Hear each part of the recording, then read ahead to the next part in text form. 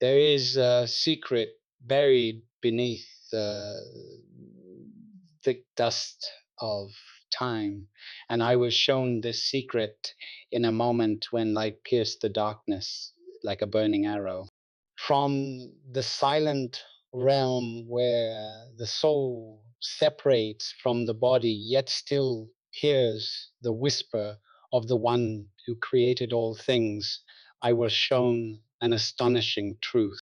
The story of a people did not begin with chains as they were taught, but with a crown glowing with golden light that rose and fell like the breath of heaven.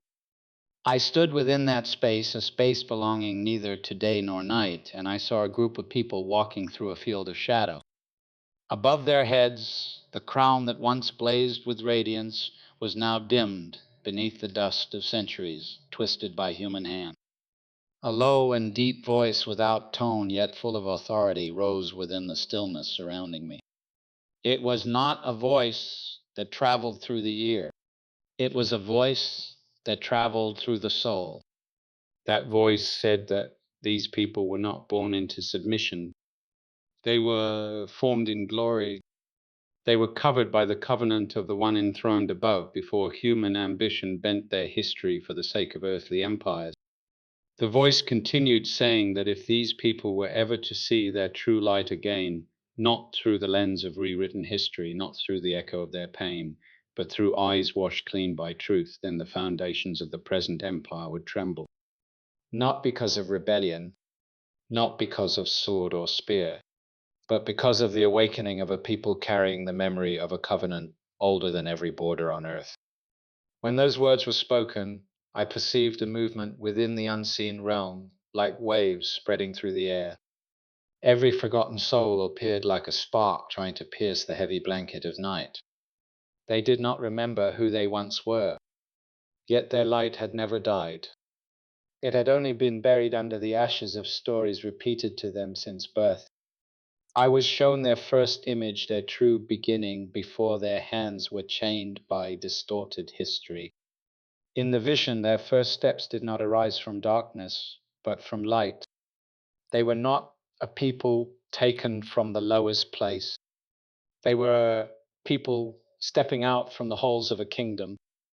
Upon their foreheads was the mark of those chosen long before the lines of history were divided by war and ambition. A current of light shifted around them, not like flame, but like a deep warmth spreading from an unseen center. The voice from above said that their power had not been stolen. It had only been hidden.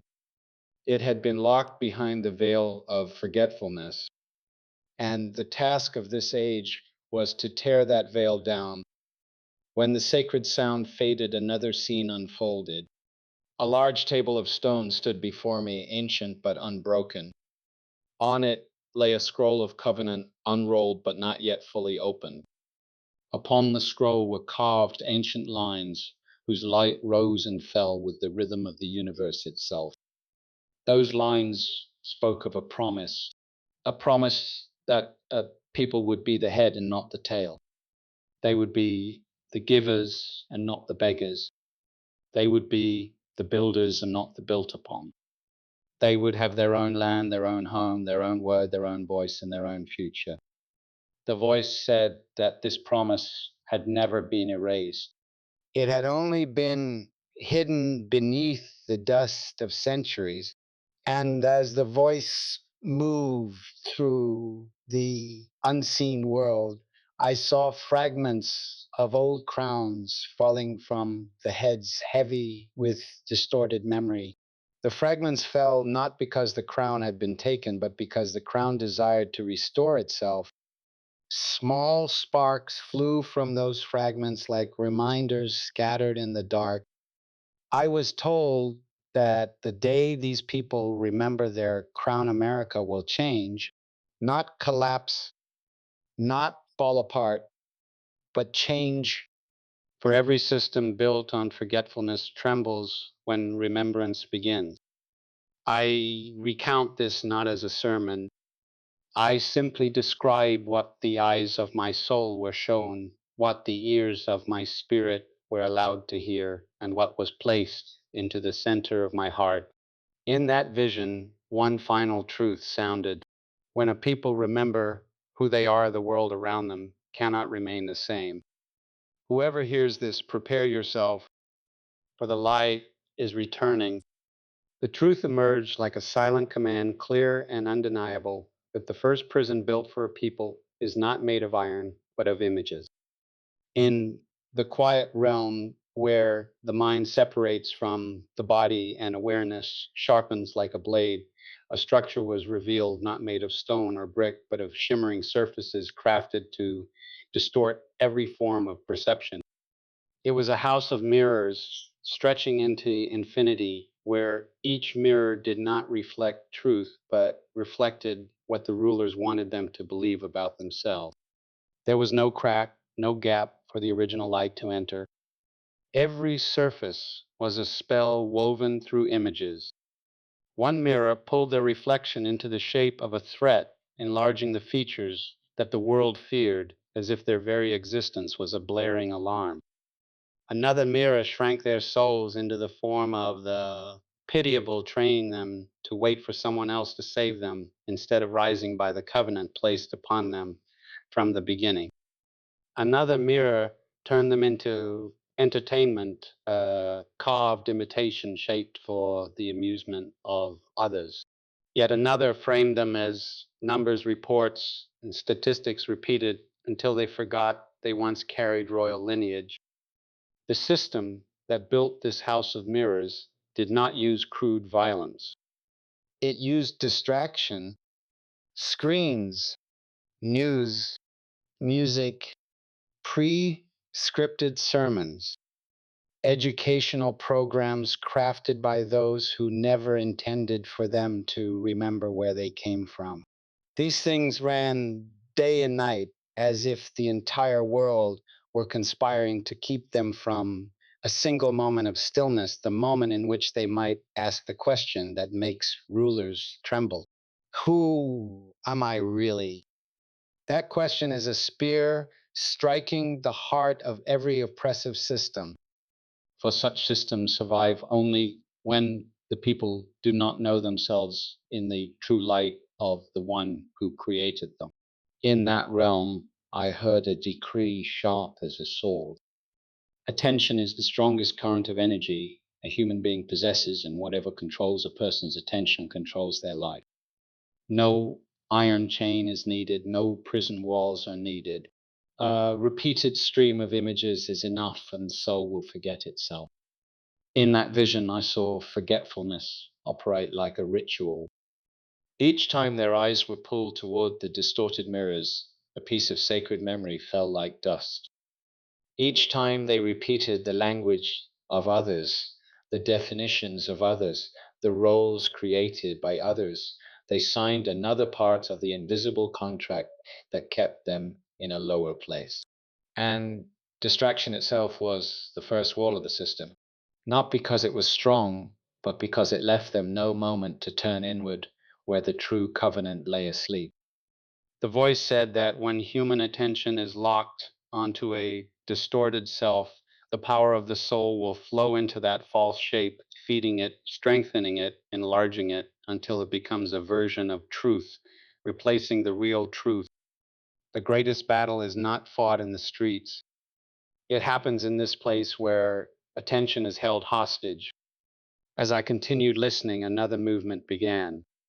One mirror cracked slightly at the corner. A thin line, like a strand of hair. Light entered. The light was not harsh. It was gentle but strong, like the memory of a soul returning. The decree sounded again. Only a moment of awareness, only one person stopping to ask who they truly are, is enough to crack a mirror, then another, then another. And the prison of images will collapse from within. Before this part ended, I was given one final instruction. When a people begin to see through illusion, the system will tremble like a wounded animal. But trembling does not mean victory. Trembling means truth is drawing near. Before we continue, I want to ask you something to know you are present with this story. Have you ever felt that the images placed on you by others have never matched the voice deep within your soul? If so, leave me one word, just one word. Thank you for being here in this part of the journey. The severing of history is not a mistake, but a weapon, and I was placed in a realm of silence where truth is no longer distorted by the writings of mankind. There I heard the divine voice say that no people can be subdued entirely as long as they remember where they began. This is why those who hold power always target memory, not the memory of events, but the memory of identity. As that decree echoed through the unseen, a scroll of history unfolded before me. But the scroll was not whole. Its first pages had been torn away. The first remaining page showed only a people bound, beaten, and dragged from their home. The voice declared that when human beings are forced to begin their story at the lowest point, their souls contract to match that beginning. And when the soul contracts, vision narrows, strength fades, and the promise is forgotten. In that vision, I saw the strands of time cut apart. The eras of greatness, the kings, the priests, the scholars, the civilizations their ancestors built with wisdom and strength were ripped from the book. Only the image of humiliation remained. The torn pages drifted through the void like ashes of a story forbidden to be spoken. The voice emphasized that this is an ancient tactic repeated across many peoples, but for this people it was carried out so completely that they forgot nearly every trace of who they were before being forced onto the dark ships. The voice said that in the world of men, when someone wants to control a people, the first act is not binding their hands, but redefining their beginning. If the beginning is distorted, every meaning of the future will bend accordingly. I saw children sitting in classrooms given lessons that began their history with pain. Nothing before it, no kings, no land, no laws, no priests, no kingdom, only chains. The voice said that when a child is taught that their ancestors began in shame, the soul of that child will build its map of life upon that shame. It will seek survival instead of dominion. It will look for shelter instead of the promised land. It will accept crumbs because it believes its forefathers never had a table. In the deeper layer of the vision, I was brought into a chamber of light. On the walls were ancient symbols no modern eye could read. The voice explained that these were marks of civilizations deliberately erased when the victors rewrote history. Not because those civilizations were small, but because they were too great, too dangerous for systems that build power on the forgetfulness of others. The voice said that a people who once knew their strength cannot be easily subdued. Therefore, history had to be cut, the glory removed, the suffering amplified. In this way, the sacred memory would be pushed into darkness and they would grow up unaware that they once wore crowns. As the voice settled, another scene opened. I saw a great river representing time, but the river had been blocked by dams built by unseen hands. These dams bore the names false education, manipulated media altered narrative, and enforced silence, all designed to stop the flow of memory from reaching future generations. But beneath the surface, the water still moved. The voice proclaimed that sacred memory cannot be killed, it can only be buried. And whatever is buried in the earth, if it belongs to the covenant, will eventually rise. I felt that rising like warm breath on the back of my neck. When people stop believing the map the system gives them, they begin searching for the old map, the map carved into the soul. And when they find it, the world will have to reconsider everything it ever taught about them. Before this part closed, the voice asked me a question. How many generations have lived as though their sacred lineage had been severed? And how many more generations will accept a story that begins with chains? The answer does not lie with the rulers. It lies with the people. They need only remember the first page, the page that men tried to tear away. The victim mentality does not arise on its own. It is layered and cultivated by making a people forget that they carry a covenant. And was placed in a realm of light where the boundary between soul and truth sharpened like a blade. The divine voice sounded not as noise passing through the ear, but as truth vibrating through the marrow. That voice said there are two kinds of people on earth: those who remember they were entrusted with authority, and those who believe they were born to be rescued. When a people forget they are heirs, they will live like those waiting for charity. And when they live like those waiting for charity, the world will treat them as beggars. In the vision, I saw two paths placed side by side before a people. The first path was the path of the victim. It was dark, damp, and always led to a cycle of suffering where the soul only knew how to bow and hope for a hand to lift it up. The second path was brighter not because of sunlight, but because of the light of their own inner nature. This was the path of the air. The voice pointed to that path and said this was the path they were destined for from the beginning. But to walk that path, they had to cast away the story forced upon them, the story that made them believe their fate was survival instead of dominion, existence instead of fruitfulness, pleading instead of governing. The voice said the victim mentality is like a long shadow that clings to those who do not know who they are. That shadow expands each time they call themselves by the names others placed on them. It grows stronger when they believe their destiny depends on the approval of others. It becomes powerful when they forget that the covenant of the Creator remains whole, never torn, never broken. In that moment, I saw an image of a people bowing before an empire not because they were weak, but because they thought they were weak. The voice said no empire can defeat a covenant people if they remember they are a covenant people. But if a covenant people believe they are slaves, then even the weakest enemy can bind them with words alone. A new image appeared before me, the image of a heavenly scale. One side held the victim mentality, the other held the memory of the covenant.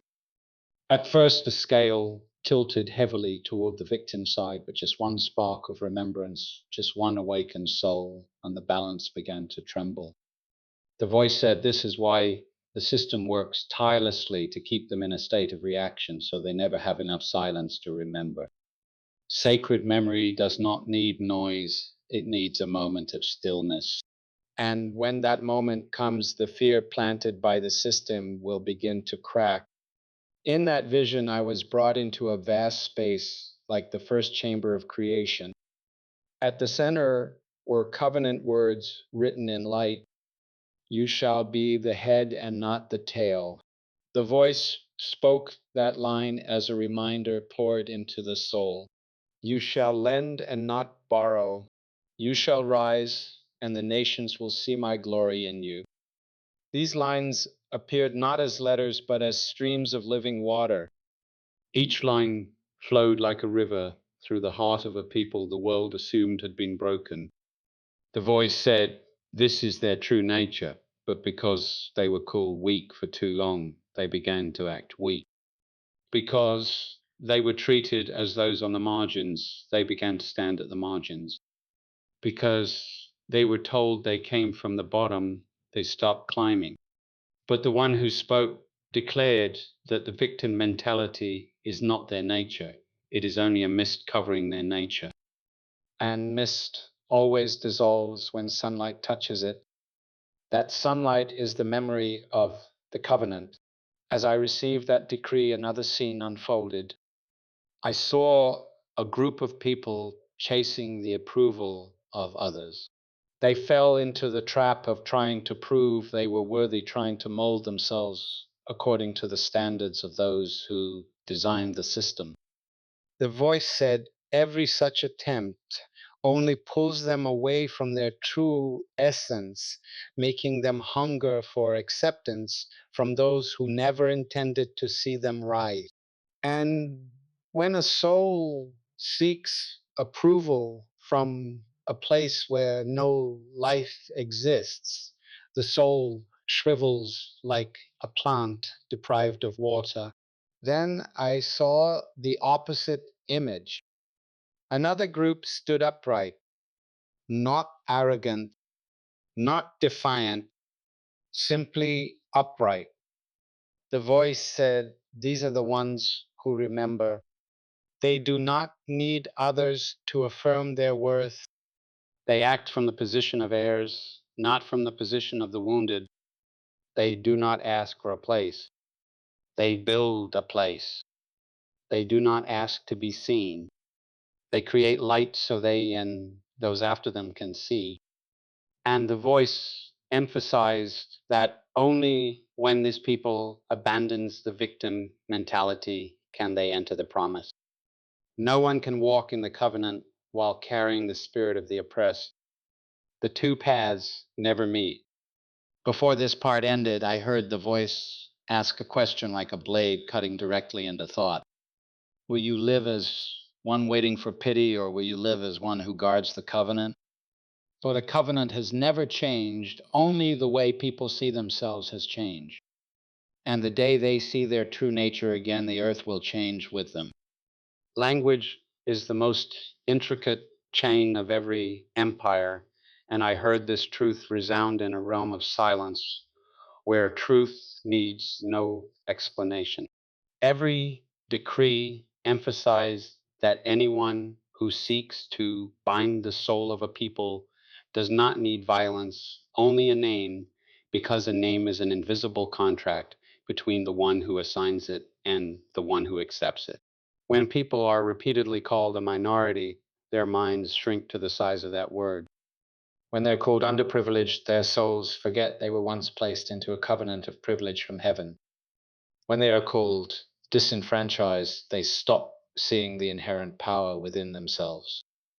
These seemingly harmless words operate like social spells repeated through media schools, churches, and the very mouths of those who do not realize they are binding themselves.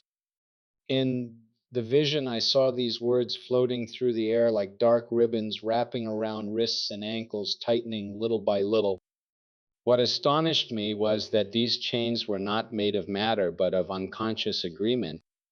The voice said that the enemy cannot bind a person unless that person repeats the enemy's words.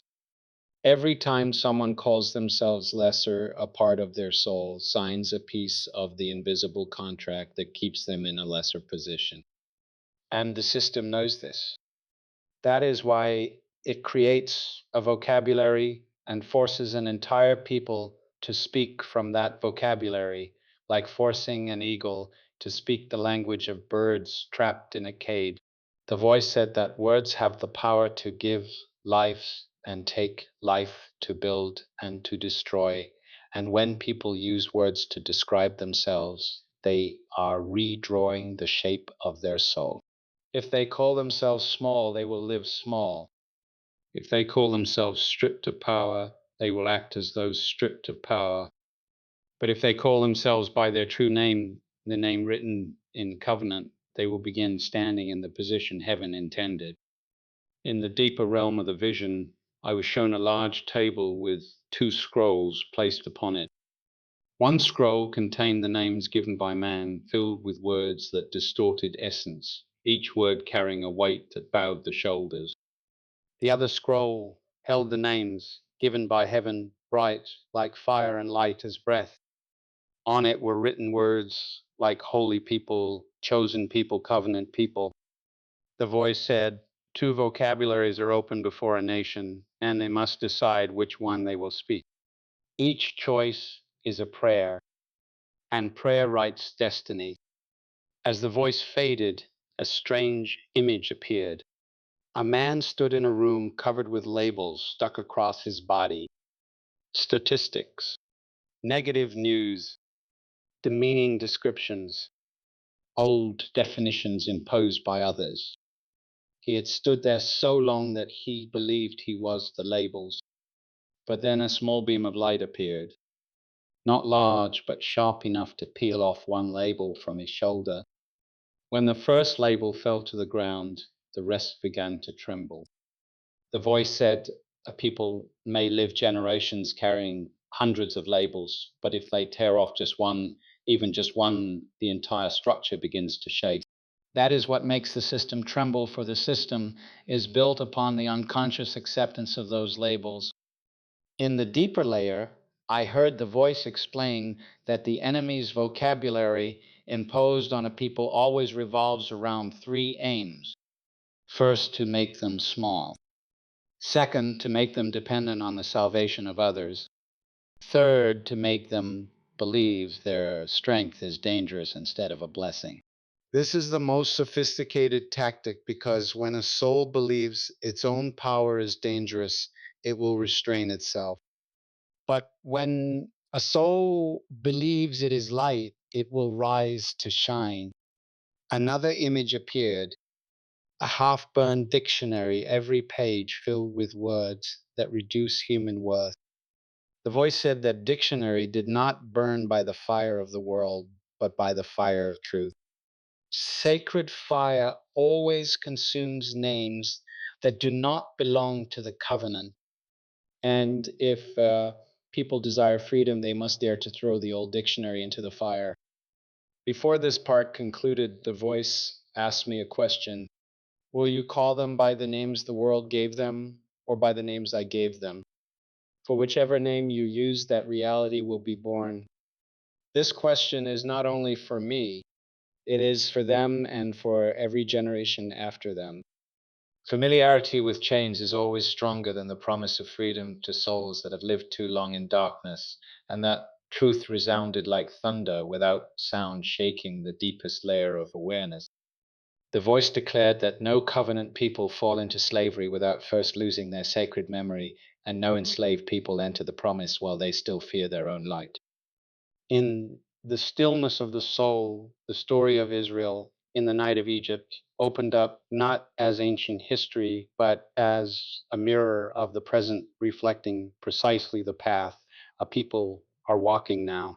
The first scene revealed individuals bearing the bloodline of the covenant, yet living like serfs, making bricks each day for the empire. They did not remember where they came from. They did not remember their forefathers spoke with God. They did not remember that their patriarchs were promised land as an everlasting inheritance. All they remembered were whips, commands, and tasks that never ended. The voice emphasized that when a people grow accustomed to suffering, suffering becomes identity, and that identity convinces them that freedom is too extravagant to touch. In that place, a message was sent to them, a message carrying the light of the promise. But instead of rejoicing, they trembled, for light they no longer recognize often burns the eyes of those who have lived in darkness too long. This is exactly what is happening with another people in present age, a people the world believes only know how to struggle and resist. Yet in truth, they were destined to rule and to lead. They have grown so accustomed to reacting that they see reaction as purpose. They have grown so accustomed to resisting the oppressor that they have forgotten they were created to build, not merely endure. The voice declared that familiarity with suffering can turn suffering into a temporary home where the soul chooses to remain simply because it is familiar. But the promise is not the familiar place, it is the right place, and humans must leave what is familiar to step into what is right. In the deeper layer of the vision, the scene of Moses standing before the people unfolded vividly as if it were happening in that very moment. He spoke of freedom of the promised land of the covenant, but they did not believe. Not because the words of Moses lacked power, but because their souls no longer remembered what freedom felt like. They were familiar with whip, so the promise sounded like danger. They were familiar with the dark, so the light looked like threat. And the voice declared that in this time as well, a people have been trapped in struggle so long they do not know how to receive authority if it were placed before them. They are familiar with fighting the empire, but not familiar with governing a kingdom. They are familiar with anger, but not familiar with creation. They are familiar with saving others, but not familiar with building a home for themselves. The voice said the most dangerous shackle is not the one on the hand, but the one in the mind that convinces a person that the shackle is part of life. When the shackle enters the mind, even when the door is open, the wearer does not step out. In that light, another scene appeared. People walking through a desert of constant battles, never stopping long enough to ask the important question: what are we fighting for and where are we going? The voice revealed a sharp truth. When fighting becomes identity, victory becomes fear. Because victory demands building and building demands responsibility, and responsibility feels heavier than chains to the one who does not yet know who they are. In the silence, I was given a sensation sharp as fire. The empire does not fear the rage of this people. The empire fears the day they stop fighting and start building. For fighting keeps them in reaction, but building returns them to the covenant. In the next image, I saw two attitudes facing the promise. One was the attitude of those who still saw themselves as grasshoppers, like the 10 spies trembling before the giants. The other was the attitude of souls like Joshua and Caleb, those who saw the promise greater than the fear, who saw power greater than the challenge. The voice declared that in every generation there are 10 who fear and only 2 who believe, but the 2 who believe are enough to turn the destiny of an entire nation. In that moment, the voice delivered one final truth. People cannot enter the promise with the mind of a slave. A people cannot enter the promised land while longing for the safety of the old prison. A people cannot embrace freedom if they still seek comfort in familiar chains. Before this part ended, a question was placed like a blade upon the soul. Will you listen to the voices of the 10 who fear, or the voices of the 2 who believe? For whichever voice you follow, that is the destiny that will open. And that question is also the question for the people standing now between the night of Egypt and the dawn of a new promised land. The promise is not a vague concept meant to comfort weary souls, and that truth resounded in the silence like a declaration written in fire. The voice said that those whose eyes see only shadows will always turn the promise into something that belongs to the world beyond, but those whose eyes see the source of light will know that the promise is the foundation to build upon here on this earth. The voice emphasized that the ancient covenant is not separated from reality. It demands land, it demands houses, it demands fields, it demands wells, it demands an inheritance passed from one generation to the next. No covenant people were ever asked to live without ownership, and no covenant people were created to become tenants on land that originally belonged to them in the divine intent. In the radiance of the vision, the first image revealed a vast land marked not by fences but by light. The borders of this land were not based on human maps, but on the memory of the covenant. The voice said that land is not merely a possession, it is the evidence of the covenant. When a people lose their land, they do not only lose a dwelling place, they lose the sign of the promise. When they take back the land, they take back their part in the covenant itself. The voice pointed out the sharp distinction between two mindsets: the mindset of living to survive and the mindset of living to build. The survival mindset makes a person seek temporary shelter, while the building mindset makes them build homes for the next generation. The survival mindset makes them chase the labor market to ask for work, while the building mindset makes them create work to give back to their community.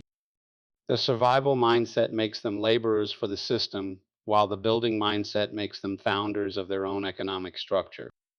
The voice said that the promise always involves ownership. A person without land cannot have a voice. A person without a home cannot have inheritance. A person without establishment cannot have freedom. The promise requires a people to take ownership of the space they stand in, to build the space they will pass to their children, to uphold the covenant by turning it into tangible structures. In the deeper layer of the vision, I was allowed to sense families living in homes they built with their own hands, children learning the true history of their ancestors, not the rewritten history crafted by those who fear them remembering who they are. I saw lands being bought back not for display, but to become places where food is grown, where schools are built, where businesses are formed, where the soul of the community is preserved. The voice said that the promise was not given to an individual, but to people. And people cannot live within the promise unless they build the foundation together.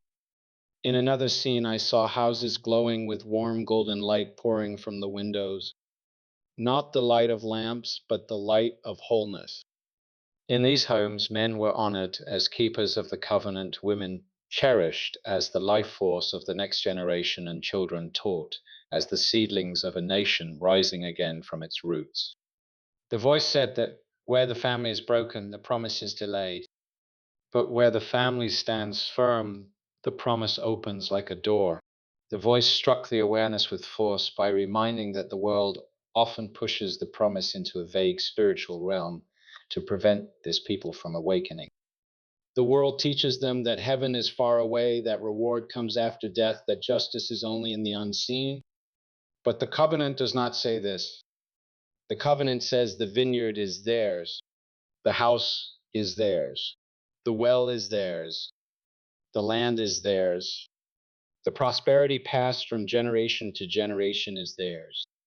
The voice declared that the greatest deception is making a people accept the spiritual echo of the promise while abandoning its physical essence.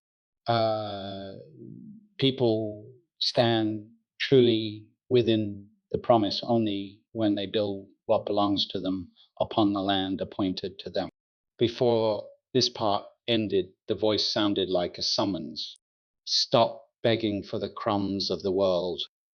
Begin building the fullness of the covenant. For the promise is not a destination in heaven. The promise is a foundation on earth. And the people who understand this will stand firm like a mountain in the shifting of the world. The endurance of a people is not a social phenomenon, but the mark of a covenant quietly operating beneath the surface. And this truth resounded like an irreversible decree in the silence where the soul touches the source of life. The voice said that no people on earth endures centuries of oppression, centuries of persecution, centuries of deprivation, and still remain standing still, creating still, sending out a sound that shakes the world, unless within them flows a covenant pulse that cannot be smothered. This opened like a painting layered with light, where history was no longer a chain of events, but evidence of a power beyond human calculation. In the vision, the darkest eras of a people were gathered into layers. The century of slavery, where their bodies were chained, but their souls did not bow. The century of Jim Crow, where the law attempted to erase them from society, but life within them continued to sprout. The modern age where the system attacks them with images, with language, with statistics, but cannot sever them from the innate creativity the Creator placed in them. The voice said the world calls this luck, resilience, or willpower, but the heavens call it evidence of the covenant. A people without covenant would shatter after one lifetime of oppression. People with covenant remain standing after hundreds of years of heavy burdens. And when they remain standing, that endurance becomes a testimony against the system trying to keep them at the lowest place. In the deeper layer of the vision, the image of their music appeared like waves shaking the heavens. Every melody they created, though born in pain, carried a force that compelled the world to listen. The voice said, "This is not merely art, it is prophecy." Every song is the echo of a soul refusing to be silenced. Every drumbeat is the declaration of a people refusing to disappear. Every tone, every rhythm is the expression of a life force that cannot be killed by chains or prejudice. Their creativity is a river that breaks through every barrier placed to block its flow. Though exploited, stolen, or commercialized, it still runs, still strengthens, still finds its way. And the voice said that this creative stream is the clearest sign that the promise has not faded. Not only music, but art, language, style, thought expression all bear the mark of the covenant. They flow out into the world not in the manner of empire, but in the manner of light. The voice said, "The world can control education, law, and economics, but it cannot control the beam of light flowing from the soul of a chosen people." Though the world tries to assign them a small image, their voice becomes the sound of an entire planet. Though the world tries to push them to the margins, their culture becomes the center. Though the world tries to reduce them to statistics, their ideas lead the era. This is not coincidence, but the mechanism of the covenant. When empire tries to kill them, the covenant makes them create more powerfully. When the system tries to smother them, the covenant causes new ideas to burst forth. When society tries to erase them from the center, the covenant causes the center to turn toward them. In this light, another image opened like a final affirmation. A seed was buried beneath a thick slab of concrete. The whole world believed it would die. But with time, the concrete cracked, then split, then opened, and the sprout emerged. Not because the concrete was weak, but because the life within the seed was stronger than any structure placed upon it. The voice said, "This people are that seed. They did not survive in spite of oppression. They survived because the covenant within them was stronger than the oppression above them." And that is the greatest sign of the promise. No chain, no system, no empire can bind a people whose soul carries the light of the covenant. Before this part closed, the voice asked a question sharp as a spear. If their creativity is prophecy, then what will they do when that prophecy is no longer used for survival, but is used to build their own kingdom? The answer to this question, the voice said, will decide the destiny of an entire age. Distorted religion has always been the most effective tool for making a people forget themselves, and that truth was spoken into the silence like a sword of light sweeping through darkness. The voice declared that when a ruler desires to imprison the soul of a people, he does not need to lock the doors of a physical cell. He only needs to give them a false image of God, for when humans see the Creator incorrectly, they will see themselves incorrectly. In the radiance unveiled before the mind, the image of the Bible in the hands of the world appeared. The pages had not changed, but the way they were interpreted had been altered so severely that it severed the connection between the covenant people and the true story of their ancestors.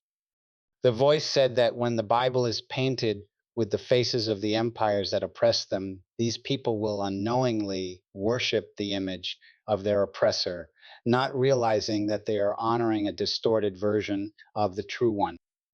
This is why the first vision that appeared was not a word, but an image, a redeemer with a face that did not belong to the land of the scriptures, a band of disciples who looked like people who had never lived beneath the sun of the east, angels with skin tones and facial structures that did not match the context of the people recorded in the scriptures. The voice declared that this is not aesthetics, this is strategy. If the image of God is altered, the image of God's people will be replaced as well.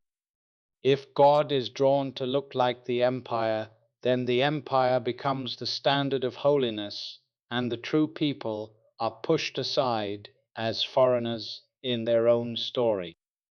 In the deeper layer of the vision, the ancient biblical texts opened. The characters shimmered like flames, revealing the truth. The story was not centered on Europe, not centered on white empire, not centered on those who claim themselves to be the center of human civilization. The story centered on an Afro-Asiatic people, a people repeatedly caught in cycles of oppression and deliverance, a people intertwined with empires such as Egypt, Babylon, Assyria, Persia, Greece, and Rome. The voice emphasized that there is no chapter in Scripture where these people stand on the margins. They are not side characters. They are not outsiders. They are the core. And when the world attempts to turn them into outsiders in the story of their own ancestors, that is when the covenant becomes buried beneath the dust of history. The next image appeared like a sacred diagnosis. Deuteronomy chapter 28 opened as lines carved in light. Each curse appeared sharp, not as a doom, but as a precise description of a people in the modern age. Taken away on ships, sold with no one to redeem them, made a mockery among nations, stripped of identity, their children taken from them, pushed to the bottom of every society. No interpretation was needed. The scene spoke for itself. No other people fit the description with such chilling accuracy except one people living in this very time. The voice said, "Humanity sees these words as tragedy, but the heavens see them as identification. For if they are the people who fulfilled the curses, then they are also the people who carry the blessing." Two sides of the same covenant. One side is the consequence of straying from the path. The other side is the inheritance of returning to the true way. The voice said the world hides this not because it is frightening, but because it is dangerous to empire. If a people understand that their suffering is proof that they belong to the promise, the system loses its power to define them. If a people understand that they are the descendants of the covenant people, the world can no longer label them with diminished names. And if a people realize they are the carriers of the blessings, they will stop living as beggars. In the final radiance, a scene closed like a blade. A people stood between two versions of scripture, one version edited by empire, one version retaining the Afro-Asiatic essence of their ancestors. The voice asked a question that seemed to shake the air itself. Will you follow the version written by empire or the true version engraved before empire existed? For whichever version you believe your identity will follow. And the people who choose the true version will step into the promise that has waited for them through many centuries. The final silence settled upon the soul like a thin veil of mist opening the doorway of awareness. And within that stillness, what was spoken rose brighter than every revelation given before.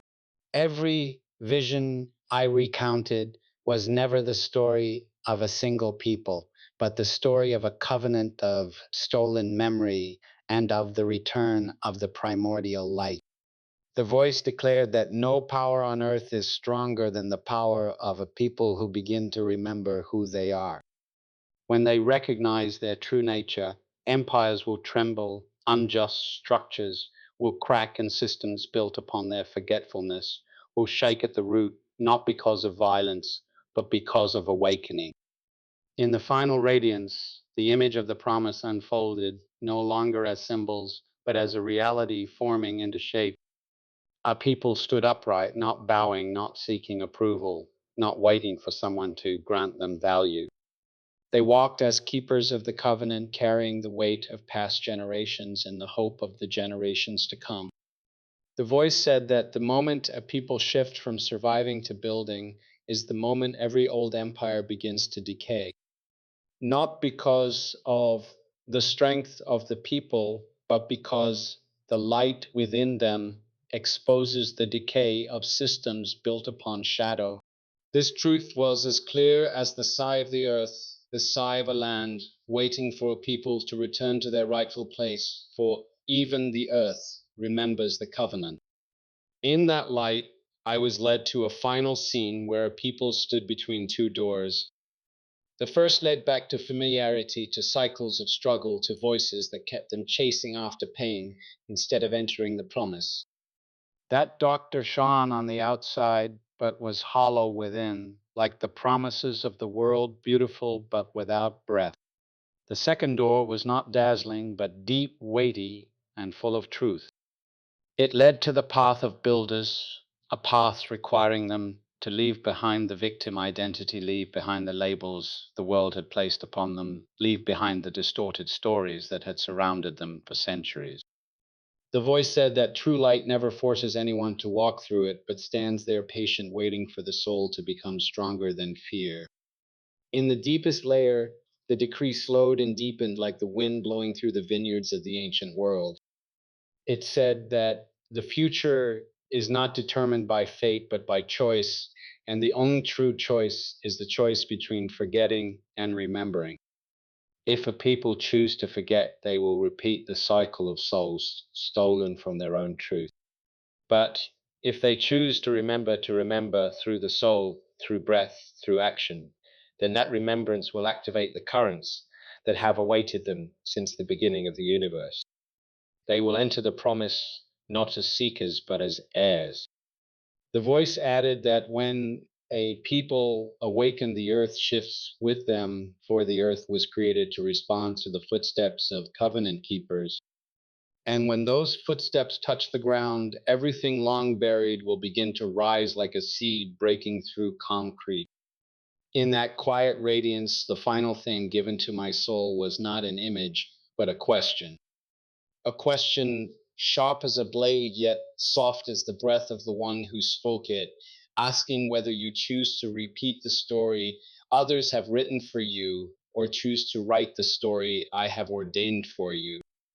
This question was not only for me, it was for the people standing between forgetfulness and awakening, and their answer will determine the destiny of many generations not yet born.